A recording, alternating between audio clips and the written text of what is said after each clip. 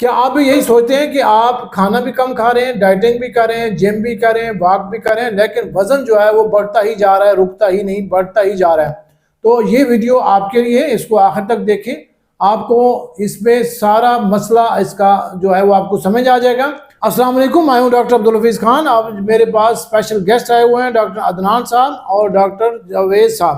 تو آج کا جو ہمارا ٹاپک ہے وہ ہے اوبیسٹی اور موٹاپا کیوں نہیں کم ہو رہا۔ تو اس کے اوپر ہم نے کازز ڈسکس کرنی ہے، اس کی سمٹم اور اس کے سائنس اور اس کی ٹریٹمنٹ۔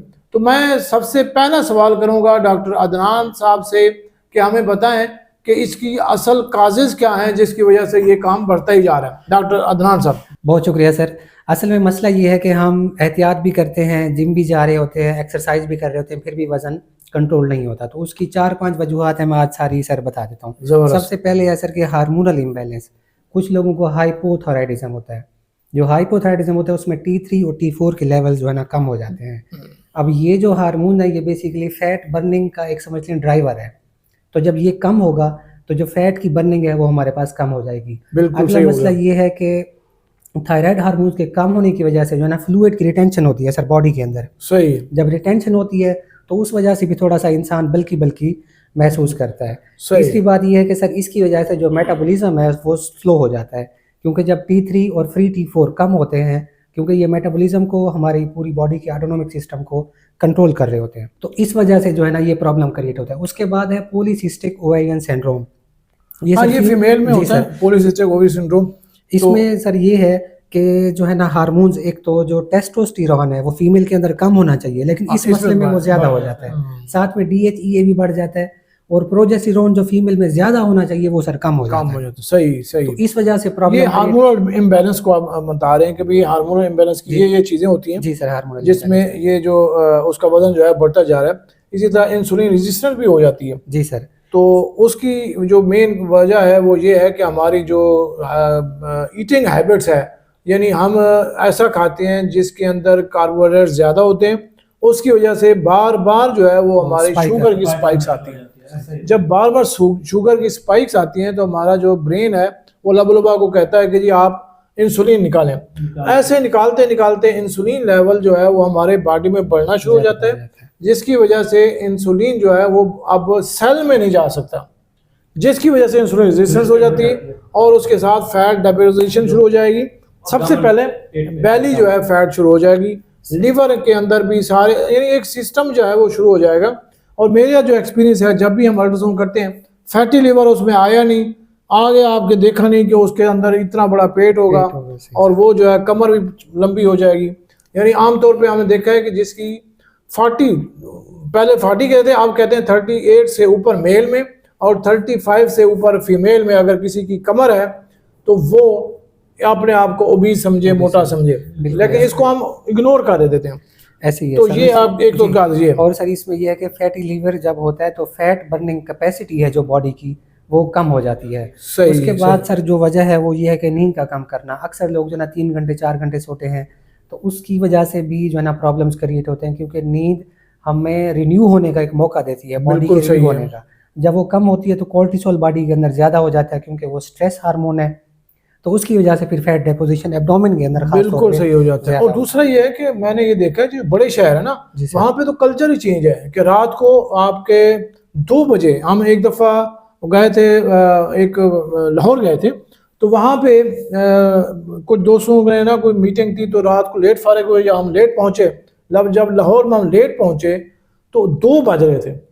2 بجے جو ہے وہ KFC کے اوپر لائنیں لگی ہوئی تھیں، نوجوان لڑکے۔ یہ چیزیں جو ہے نا ایشین میں بہت زیادہ ہے، پاکستانیوں میں خاص طور پر، میں چائنا رہ کے آیا ہوں نا، جی ہاں، وہاں پہ لوگ چاہے سردی ہے چاہے گرمی ہے وہ نیم گرم پانی کا استعمال بہت زیادہ کرتے ہیں۔ بالکل۔ اور ہر کھانے کے ساتھ ان کی جو گرین ٹی ہے وہ پانی کے طور پہ استعمال ہو رہی ہوتی ہے، وہ لوگ میٹھا نہیں یوز کرتے ہیں۔ اور مزے کی بات، میں ایک دفعہ جرمنی گیا تھا، تو جرمنی ہم 8 بجے ایئرپورٹ سے اترے، 10 بجے ہم ہوٹل پہنچے۔ ہوٹل کا جو ریسپشنسٹ تھا وہ ایک اولڈ مین تھا، تو ہم نے کہا ہمیں بھوک لگی ہے، ہمیں کیا کھانا ملے گا، پاکستانی کھانا یا حلال کھانا ملے گا؟ اس نے کہا کہ جی yes you can search in 2-3 streets. اور جب ہم باہر گئے تو ہر چیز ہی بند تھی، اور جب ہم اس کے بعد واپس آئے ہم نے کہا ہمیں تو کچھ نہیں ملا۔ وہ کہتا ہے دس از Germany, all people all sleeping at 10 PM. یعنی ہمیں وہاں پہ باہر سے کوئی کھانے کی چیز نہیں ملی, ہر شاپس بند, مغازے بند, اور وہ 8 بجے ہم پہنچے تو اس وقت بھی بند تھے. ٹائم کی پابندی ویٹ لاس میں بہت ضروری ہے, بالکل ضروری ہے. اگر آپ واقعی اپنا ویٹ لاس کرنا چاہتے ہیں تو ٹائم کے پابند ہو, ایک ٹائم آپ سلیکٹ کریں کہ ہم نے اس ٹائم پہ کھانا ہے, اس ٹائم پہ سونا ہے, اس ٹائم پہ ہم نے اٹھنا ہے. بالکل اگر یہ 3 چیزیں ایک بندہ اپنا لے, چاہے جتنا بھی موٹا کیوں نہ ہو, تو اس کا جو ویٹ ہے بتدریج کم ہونا شروع ہو جاتا ہے. اب یہ دیکھیں اللہ تعالیٰ نے ہمارے لیے رمضان رکھا ہے, رمضان شریف رکھا ہے, تو ہم اس میں روزہ رکھتے ہیں, یعنی کم از کم 12 گھنٹے کا تو ہمارا فاسٹنگ ہوتی ہے.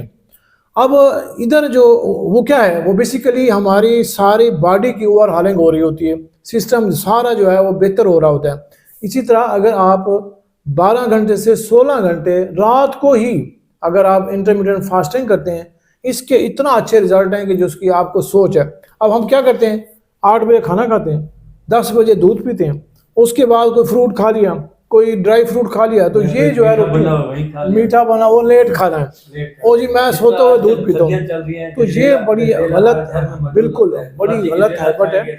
بالکل اس کو ٹھیک کر لیں, سمپل. یہ دیکھیں آپ صرف رات کے ہی, جب ویسے بھی سونا ہے اور اللہ تعالیٰ کا نظام بھی ہے کہ رات سونے کے لیے, تو اگر آپ رات کو 12 گھنٹے کے لیے آپ اپنے آپ کو فاسٹنگ میں رکھتے ہیں, اس میں آپ ایک ہی چیز ہے, آپ قہوہ پی سکتے ہیں بغیر چینی کے, آپ بلیک ٹی پی سکتے ہیں, بلیک کافی پی سکتے ہیں, یعنی اس میں چینی اور وہ نہ ہو. جتنے بھی موٹے لوگ فیٹی لوگ ہیں نا سر, ان کی روٹین تقریباً نہیں ہے, وہ رات کے ٹائم سویر کھا لیتے ہیں.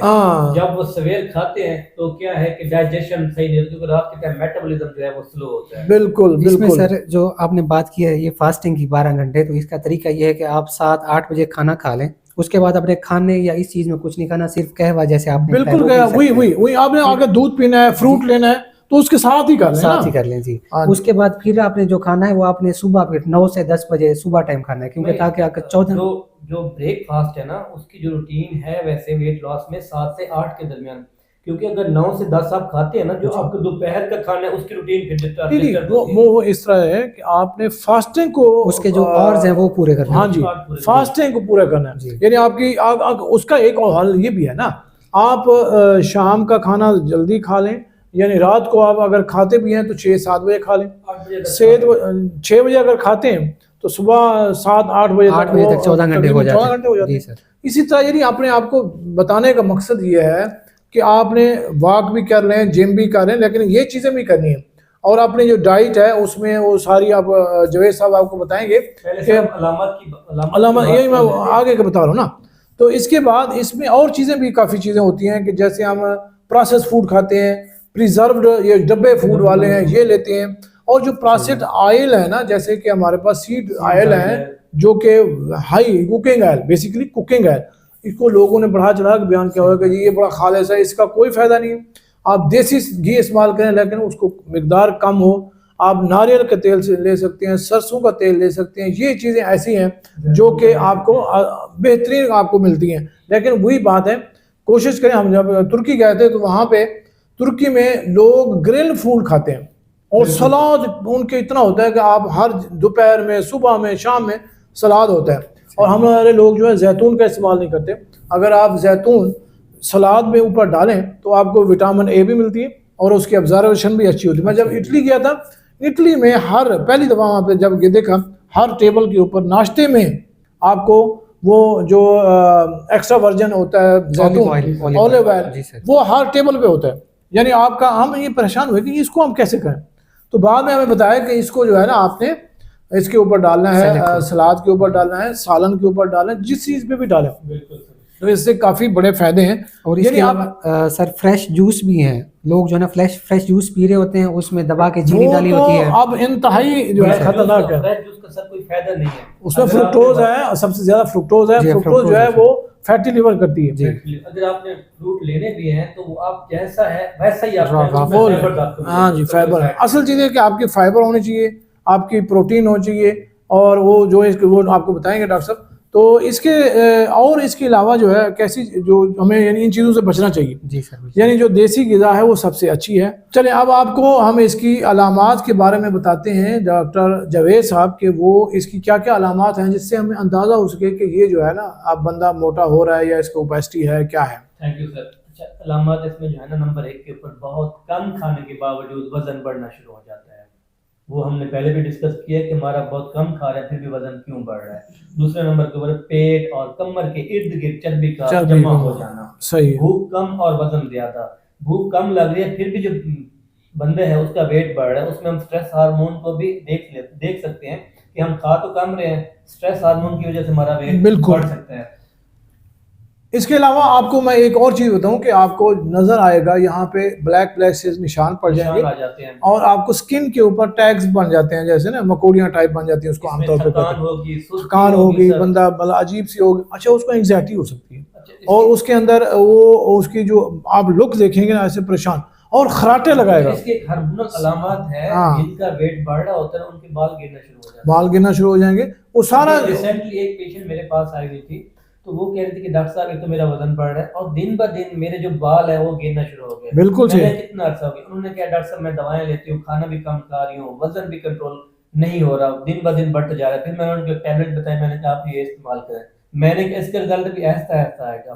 پھر اس کو میں نے مکمل ڈائٹ پلان دیا. میں نے کہا آپ اس ڈائٹ پلان کو فالو کریں. پاسبلٹی کہ آپ کا وزن جو ہے 7 سے 10 دن کے اندر آپ کو تھوڑا سا نظر آئے کہ میرا وزن کم ہو رہا ہے. اسی طرح آپ اپنے آپ کو بھی دیکھ سکتے ہیں, آپ اپنے فیس کو دیکھ سکتے ہیں. آپ کا جو نوجوان بچہ ہے آپ اس کے فیس پہ دیکھتے ہیں کہ اس کے جو ہے وہ فیس جو ہے وہ فیٹی لگ رہا ہے, تھوڑا سا پفی لگ رہا ہے. اس میں ایک اور بھی ہے, ہاتھ پاؤں جو ہے ٹھنڈے ہونا شروع ہو جاتے ہیں, ہاتھ پاؤں موٹے ہو جاتے ہیں اور پیریفرل سپلائی جو ہے نا کم ہوتی ہے. پولیسسٹک اوویرین سنڈروم آلریڈی ہم اس کے ساتھ اور ہی مسائل ہیں, اس کے میں سے بھی کم آئیں گے فیمیل میں. اچھا اس کی جو ہم اس کو ڈائگنوزس کے لیے کون سی انویسٹیگیشن کراتے ہیں وہ بھی میں ویورز کو بتا دوں. نمبر 1 کے اوپر ہم کراتے ہوتے ہیں فاسٹنگ انسولین. ہمیں اس میں پتہ یہ چلتا ہے کہ ہمارے باڈی کے اندر جو انسولین کی مقدار ہے وہ نارمل ہے یا ایکسیس ہو چکی ہے. اگر ایکسیس ہو تو اس کو ہم کہہ سکتے ہیں کہ جو ہمارا بندہ ہے اس کو واقعی اس کو ہو سکتا ہے. اس کے علاوہ یہ جو فاسٹنگ انسولین اور سی پیپٹائڈ لیول ہیں یہ اتنا اچھا ہے کہ آپ کو شوگر ہونے سے 10 سال پہلے کا الارم کر دیتے ہیں کہ آپ کو آگے کچھ نہ کچھ ہوگا. تو اس لیے اس کے بعد ہم نے فاسٹنگ انسولین دیکھ لی, تھائرائیڈ پروفائل ہو گئی, اس کے بعد ایل ایف ٹیز ہو گئی, اس کے جگر کی چربی کا پتہ چل جائے گا, اس کے بعد کارٹیسول لیول ہو گیا اور لپڈ پروفائل ہو گیا. یہ ویورز یہ چھوٹی موٹی انویسٹیگیشن ہے بٹ آپ نے پھر بھی نہیں کرانی جب تک آپ کو کوئی ڈاکٹر ایڈوائز نہ کرے. سب سے پہلے ایڈوائز جو ہے بہت ضروری ہے. سر اس کے اب ٹریٹمنٹ کے بارے میں اگر ہم بات کریں تو سب سے پہلے جو ہے وہ تو آپ کی میں ڈاکٹر عدنان صاحب سے بات کروں گا کہ اس کے اوپر ہمیں ٹریٹمنٹ کو پوری گائیڈ کریں. تو میری ایک ٹپ ہے کہ آپ نے لائف سٹائل کو چینج کرنا ہے, اپنے آپ کو تھوڑا تبدیل کریں گے تو انشاءاللہ کافی بہتر ہوگی. ڈاکٹر عدنان صاحب اس کے اوپر بتائیں. سر اس میں تو پہلے ہم بات کر چکے ہیں انٹرمیٹنگ جو فاسٹنگ ہے, انٹرمیڈیٹ فاسٹنگ, اس کا بہت زیادہ کردار ہے آپ کے ویٹ کو کم کرنے میں. کیونکہ جب آپ کو 14 سے 15 گھنٹے کچھ بھی نہیں ملے گا تو فیٹ تھوڑی برن ہوگی اور باڈی کا جو ہے نا ایسا ریورسل ہوگا اس حوالے سے. باقی جو چیزیں ہیں وہ پھر جاوید بھائی اس میں ایڈ کریں گے. اس میں اگر آپ نے اگر اور چیز ہم دیکھیں کہ کھانا جو آپ نے کم نہیں کھانا, اپنے صحیح مقدار میں کھانا ہے. کچھ لوگ جو ہے وزن کم کرنے کے لیے کھانا پینا ہی چھوڑ دیتے ہیں, اس کا نقصان جو ہے وہ پھر فیٹ کے زمرے میں آنا شروع ہو جاتا ہے. نمبر 2 کے اوپر پروٹین اور فائبر, یعنی کہ اگر کوئی چیز آپ کھا رہے ہیں ہاف پلیٹ, اگر ایک پلیٹ ہے اس میں 50% آپ کے فائبر ہونا چاہیے, جس میں گرین ویجیٹیبل ہوگی یا سیلڈ وغیرہ ہو گیا.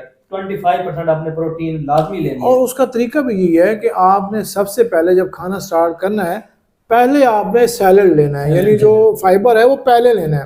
اور آپ اس کے اندر 80% واٹر ہے, جب وہ ہمارے اسٹمک کے اندر جائے گا اس کو تھوڑا سا بالکل ہو گیا. ایک دو ہمارے دوست ہیں وہ کہتے ہیں کہ جی ہم تو اس وقت کھاتے ہیں جب ہمارا پیٹ فل ہو جاتا ہے, یعنی ان کا اصل جو ہے وہ بعد میں شروع ہو جاتا ہے.